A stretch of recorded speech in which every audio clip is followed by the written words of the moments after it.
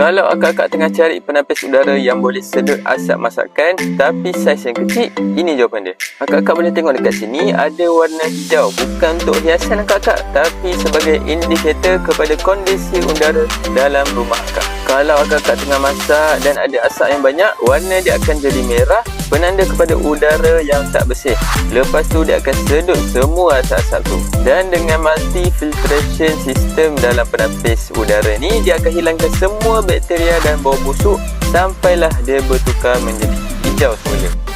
Canggih kan? Penapis udara ni boleh letak dekat ceruk mana pun yang akak-akak nak sebab sedotan dia 360 darjah. Saiz dia pula memang compact, kecil-kecil cili padi. Rumah kecil pun boleh pasang satu dekat rumah.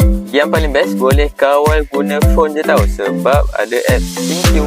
Harga penapis udara ni RM40 sahaja sebulan selama 7 tahun dan akak-akak akan dapat juga warranty selama 7 tahun. Tak cukup lagi, penghantaran dan pemasangan pun percuma sahaja kita bagi khidmat RM350. Masih tak cukup lagi, zero sahaja deposit untuk akak-akak mula guna penapis udara ni.